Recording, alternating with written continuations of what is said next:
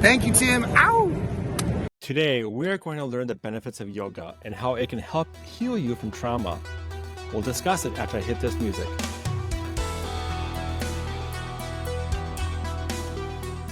Joining me this week is Lupé Carranza. She is a grief certified educator, an actress, singer, voiceover actor, mindfulness meditation teacher. Lupé, you do everything. What don't you do? Oh, what don't I do? I don't know how to play the piano. I'm working on the guitar. That's it, really. So, Lupé, tell us about yourself and how you discovered yoga. Okay. Well, I was born and raised in Nebraska, of all places. And then I lived in Texas for a while, and now I live here in Los Angeles. And coming here to the big city to, do some acting. And when I got here, I was always, in the gym, going to the gym, running. And my neighbor, she said, you should try yoga. I'm like, yoga? I go to the gym. That's what I think of it too. Go to yoga. That sounds boring, The same thing. So one day I was working at this coffee shop, and my friend, she could barely move her arms making the espresso. And I said, oh my gosh, what happened? She was like, oh, I went to yoga. I said, you went to yoga and your arms are that tired? She's like, yes. I said, okay, well, I'm going to try it, because it was 2 doors down. So, of course, first I went to the gym, I ran 6 miles, and then I went to yoga. And after the yoga class, I was like, oh my goodness, wow, this is really powerful. How am I going to get back home? Because I ran there. Anyway, that was my first introduction to yoga. And I saw how breathing and stretching and connecting with your mind and body and soul is really a great way to learn about yourself and to learn about your own inner strengths, and how you can be more mindful in creating more strength, more compassion for yourself. And then when you have it for yourself, then you can offer it to other people. So how did you get into their grief counseling?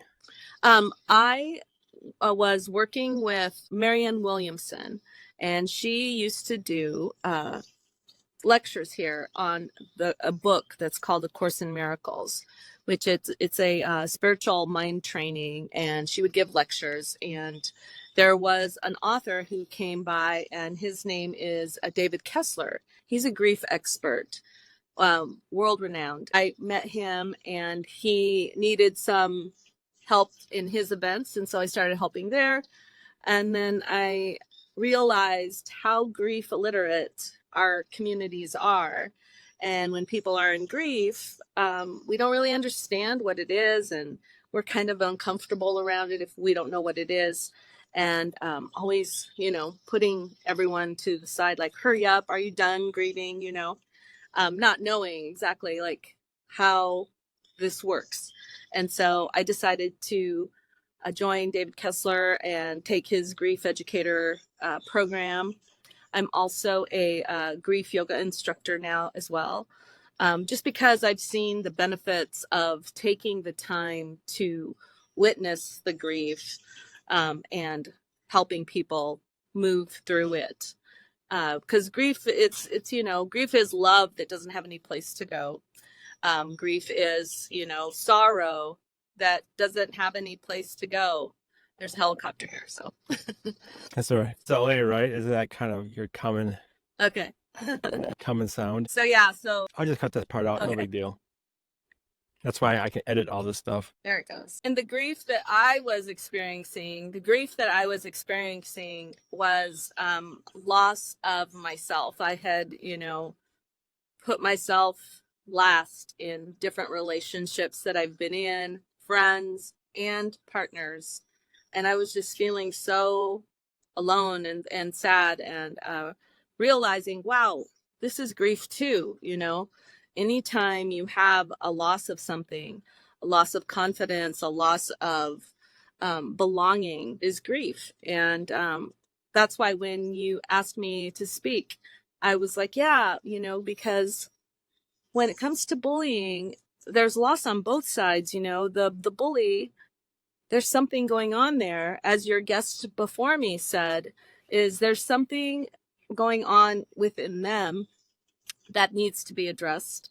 And unfortunately, if we're at the end of the other side of the bullying, then we have to take what was given to us and turn it around and help heal ourselves and lift ourselves up and know that it wasn't about us, that it was about them, and learn to love ourselves and value ourselves and realize that we are worthy of being treated properly and kindly, and not allow it, which I think is really wonderful, that the work that you do, Tim, with your Keto karate.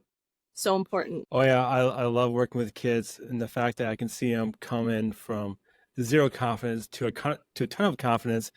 And sometimes I get the shy kids who don't talk at all, and now you can't get them to shut up. But I don't get angry at that because I want to see that from them. Because when they came to me before, I was like, "Come on, say something." Right, So, right. so Lupe, take us through an example of a yoga class. What are people going to expect? Because to me, like I said earlier, I find yoga boring. Mhm. I'll fall asleep. But it sounds like it has some really good benefits. And so kind of walk us through this type of, like, what does a grief yoga class A grief look yoga like? class is grief yoga is based on movement, sound, yoga, and just expression. We take you through connecting with your own self. Like, this world is so busy. We're always doing this thing, that thing, this thing. If someone asks you how you are, oh, I'm fine. But are you really? Like, did you take time to take a breath and like check in? Maybe you're hungry. Maybe you're thirsty. Maybe you're sad a little bit. Or maybe you're so excited you don't know what to do with it, you know? So, grief yoga takes you through that to help center yourself and to find, and all yoga, I should say, to find like what's going on with you right now in this moment. And just taking a couple breaths, maybe placing a hand on your heart and maybe one on your belly, and just feeling like, what's going on with me today? Like right now, I am so honored and thrilled to get to be here with you, and remembering how I got to meet you through our friend Eric. And it just holds a special place in my heart. And then we also offer a moment to give this. Like, I want to dedicate this podcast to Eric, because with Eric, I wouldn't have had an opportunity to meet you and see all the wonderful work that you are doing. And I know that he would be proud of you and of me. So I'm taking this time to dedicate this podcast to him. And then from there, we would just start moving the body, because our body holds things that we don't say, things that we think we're keeping underground, like hiding, but we're not. Our body is holding it. The Body Keeps Score is a great book. And that's why it's such a great book, because I don't know if if you have any pets, but whenever they I got, fall or I got trip, two do you? pets. Yeah, Yeah. they always like shake it off, and then they just go on with their day. I remember Wayne Dyer was telling me a story. He's not just me; he told everybody a story of these zebras that were, walking in the jungle, and a lion came and grabbed the zebra and pulled its leg off. But the zebra felt the pain, but then calmed down and was drinking water after, like just calm. It was going to get healed and everything, but it calmed down because it was able to shake it off. And that's what we need to do with our emotions, with our feelings, is not to hold them in. And with yoga, with Keto karate, we move our body in different ways to help shake it off. With grief yoga, we do a lot of ha, and just like in karate, ha, we do that kind of movement to get the anger out, to get the frustration out. And that's what's different about grief yoga than regular yoga. In regular yoga, you're just a little more quiet inside of yourself. In grief yoga, you're more loud and mindful of how you're really feeling. Yeah. And going back to Eric the Trainer, this podcast started from Eric Trainer's gym. I met some people at his gym, and Eric and I, we started KO Karate online. We wanted to work on, reaching the youth across the country with anti-bullying. And unfortunately, that, he passed away. Mm-hmm. But I waited a few months, figured out, okay, how can we do this? And somebody at the gym told me, I want you to do the podcast, keep it going. So that's what we did. So, this podcast started because of Eric, the trainer. So, Well, here's to you, Eric. Yeah. Going back to yoga, it sounds like, martial arts in schools. I used to have a friend. He was a assistant high school principal in St. Peter, Minnesota. And he actually had Taekwondo in his high school because he was a certified teacher. He's an educator, and he was the only school in the state to do martial arts as a curriculum. Like you can actually get school credit for it. But it sounds, people think martial arts is too violent or whatever, but it sounds like yoga would be a great thing for schools because it's relaxing, it's stretching, it's calming, and it might be perfect for those kids who's maybe a little ADHD like me. It's just to take a time out in school and to do those stretches. Yeah. And it's stretching, it's balancing, strengthening, clearing their mind too. And their mind, absolutely. I've taught in K through 8th grade yoga, and then I taught in a junior high and a high school, and I also teach mindfulness meditation along with my yoga. I always invite people to do at least like 10 minutes of meditation before they rest after yoga, just so they can, come back to who they are after the class of yoga and just check in with themselves. And it is very calming. I remember when I moved here, some girls were running by my house, and like I said, I used to be a runner. And I said, "Oh, can I run with you?" And they said, "Yeah." And they said, "We're training for the LA Marathon." I said, "Oh my gosh, who wants to run 26.2 miles? I do yoga now, and I run a little bit." So I went and ran with them, and I did my yoga like 3 times a day, or 3 times a week, excuse me. And by the time the marathon came, they said, "You should just do it, see what happens." And I said, all right, yeah, I'll get a medal at the end regardless. So, okay. So I did, and I came in 20 minutes faster than they did. And they had done all of that training. And me, I just did my yoga and a little bit of running. But I really feel it's mental. It's how to keep your mind calm when you're, feeling a little stressed. It helps you bring your mind back down to calmness. When you worked with the K through 8th graders, how did you get them excited to do that? Well, I find that really hard to do. Yeah.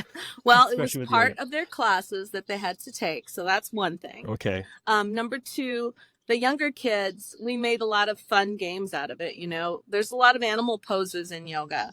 Frog, chair pose, that's not an animal, but chair pose, tree pose, mountain pose, down dog, up dog, eagle pose. So we can make a story out of it and do it that way.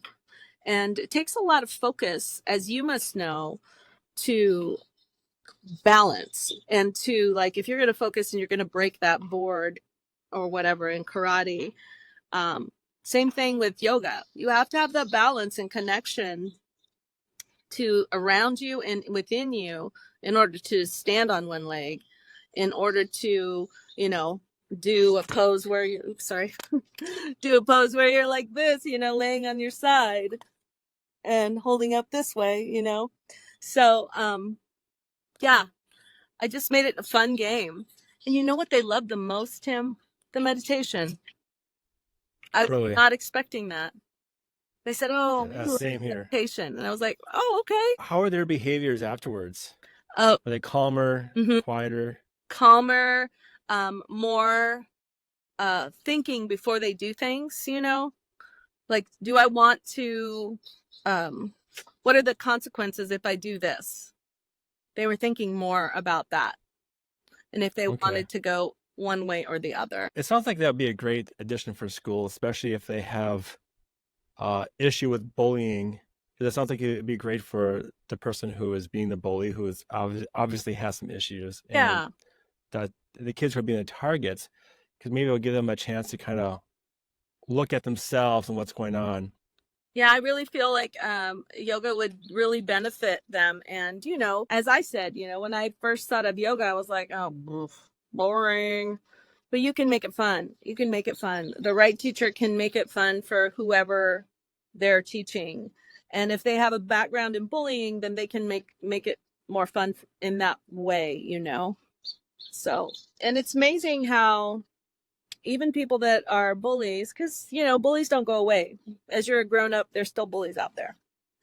So it's good to have a toolkit on what you can do to help you and to avoid them and or deal with them and not aggravate the situation, I guess is what I'm trying to say.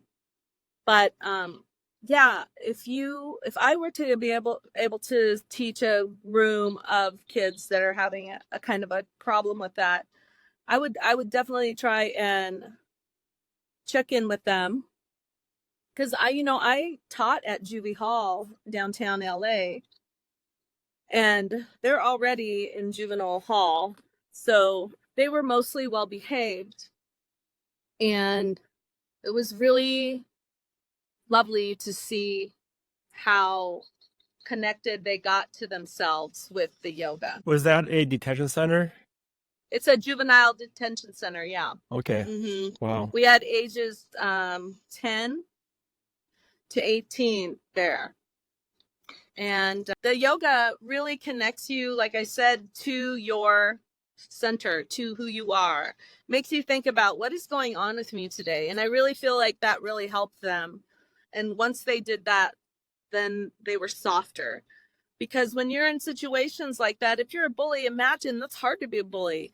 You have to go around like, being all tough and, just, watching your back and all of that. That's a lot to carry. Woof, that's heavy. But if you can come to a yoga class and feel safe and let your guard down a little bit, then you get in touch with who you are. I remember I was leaving Juvie Hall, Juvenile Detention Center, and one of the boys was rolling up his mat, and he said, "Hey, miss." And I said, "Yes." He's like, "Stay happy." And I said, "Okay, you too." But it really touched my heart, because here he is, went the wrong way, did a wrong thing, made a mistake, and now he was in this situation. So you just never know what's going on with people. Yeah. And how did the atmosphere well, I'm not sure how Juvie Hall is broken up by units, but Yeah. how did that unit atmosphere change after the kids did yoga? As the kids did yoga, I noticed that they were a little kinder to themselves, and knowing that they're all in there together.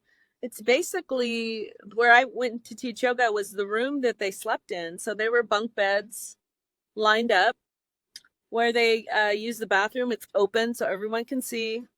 Everyone can see you take a shower. Everyone, there's no privacy at all. There's a guard at the front of the room watching everybody.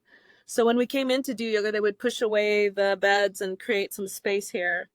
And I think the yoga helped them see that they're a community, they're a group, and that they need to be kind to each other while they're in there. We had guys in one section and girls in the other section, so it wasn't mixed. Did the detention center bring you in to teach yoga? Yeah. They come seek you out? Well, they didn't come seek me out. I was part of a group that approached the detention center. Bless you. And she approached the detention center because her husband worked for the city in the government area, and she asked if they could, petition to get us in there. And it's a nonprofit, and we got to go in there and teach yoga. Yeah, I think that's a great idea. Yeah. It just gives me an idea, schools, this is something simple that the schools can incorporate. Part of their Phi-Ed class is make it a Phi-Ed course. Yeah. Yeah. I know some schools don't even do Phi-Ed anymore from what I'm hearing, which is sad. They don't? Oh, that's too bad. Yeah, people think that yoga is a yoga class is an hour. It doesn't have to be. It can be 10 minutes. It can be 15 minutes. If you can do some yoga, even 5 minutes a day, it will change the way your day goes. Lupé, they should make a kids TV yoga show with you in it. You're the host. I love that idea. Okay, let's do that, Tim. Go start shopping that around. I will. You're by all the big studios. That'd be perfect. I am. That's right. That's right. And I know a few people. Yeah, that might be That'd cool. be a good idea. That might be cool. You know, DJ Lancelot, maybe get him involved. I just saw him yesterday. We have the same birthday. We're on our way. We're going to go to Comic-Con in Texas, in McAllen. The band that I'm in is Tom Kenny and the High Seas. Tom Kenny is the voice of SpongeBob SquarePants. And really? That's why we're going to Comic-Con. But he also has a 12-piece band. We do some rock and soul, and I'm one of the backup singers. And this time, DJ Lance is going to be there, and he's going to do some DJing before we start playing. And then we also have, his name is Efron Ramirez. He was Pedro in that movie Napoleon Dynamite. He's going to come and play the harmonica on some songs. That sounds like fun. When is this Comic-Con going to happen? It's happening on Saturday. Oh, this week already. Yeah. My first martial arts instructor lives in Edinburgh, Texas, which is neighbors of McAllen, Texas. Really? When I went to visit him, I flew into McAllen to go see his school. Do you think he wants to come? If he wants to come, let me know and I'll get him a pass. I'll let him know. He's quite old now. Oh, okay. So, I don't know. He's got back issues. All right. Kind of like I have, but yeah. So, Lupé, we're wrapping up here. Okay. Any advice for parents if they've seen their kids struggling, with their confidence due to bullying or due to anything else, and they want to give yoga a try, and their kid might be like, I don't want to do yoga. Right, right. How can we get them to try it? How do we get them to try it? That is a good question. I would say make a game of it. And, I don't have kids, but I know you do, Tim. And from what I can see with my friends that have children, the kids do what the parents do, not what the parents say. So if you do it every, even like, okay, 5 minutes, quiet time, breathe, or 1 minute, even 1 minute, start with 1 minute and just count your breaths and do that way. And then little by little, offer it to them. I'll get on it with that yoga show, Tim. See what I can do. Start making that YouTube. Start as a YouTube so you can get DJ to help you out. Yeah. My kids love DJ Lancelot, DJ right? Lance. DJ Lance with DJ Lance from Yo Gabba Gabba. Mm-hmm. Yes. Oh, when I think was it George? I have so many kids. I don't know which kid watched it anymore. But I think it was Rihanna when Rihanna was little. Yo Gabba Gabba was on all the time. Yeah. But no, that's what I would do is, you don't have to do yoga in a yoga studio. You can do it in the park. You can do it anywhere. Love it. Lupé, if people want to get a hold of you, where can they find you? They can find me on my Instagram, and that is at Luminous Lupé. And how do you spell that? LU, M like Michael, I, N like Nancy, OUSLUPE 333. Yeah.